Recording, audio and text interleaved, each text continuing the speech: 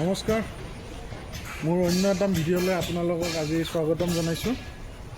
আজি আৰু এটা নতুন গাড়ী আপোনালোকক দেখাবলৈ লৈছোঁ, টাটা আজোৰা 1918, যি মাৰ্কেটত নতুন মডেল আহিছে। এইটো নতুন গাড়ী, আপোনালোকে চাব পাৰে।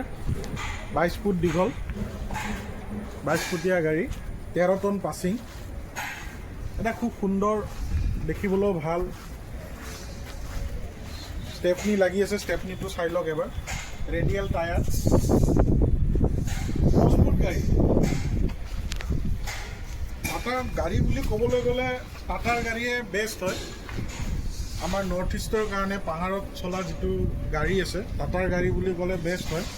আৰু টাটাৰ গাড়ীয়ে বহুত ছাকচেছফুল হয় মাৰ্কেটত। বাকী ৰাইজেও গম পায়, তেনেকুৱা গাড়ীবিলাক লৈছে, টাটাৰ গাড়ীবিলাক লৈছে। কমাৰ্চিয়েল ভেহিকেলবিলাক তেখেতসকলেও বহুত ছাকচেছফুল হৈছে। গাড়ীত AC আছে, ধুনীয়া AC লাগি আছে। এবাৰ দেখাই দিয়ক, অন কৰি নাই।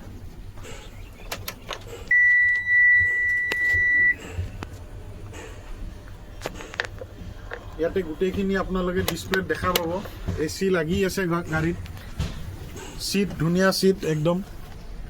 চিটৰ ছাছপেনশ্যন আছে, আৰামদায়ক চিট। ড্ৰাইভাৰে চলায়ো ভাল পাব। ড্ৰাইভাৰৰ গৰমৰ কাৰণে ACও লাগি আছে। এতিয়া নতুন মডেল, আপোনালোকে আহক, নতুন আজোৰাখন ক্ৰয় কৰক আৰু ব্যৱসায়ত আপোনালোকে সফল হওক, তাৰে কামনা কৰিলোঁ। আৰু মোৰ ভিডিঅ'টো চাই যদি ভাল লাগে, এবাৰ লাইক আৰু ছাবস্ক্ৰাইব কৰি দিব।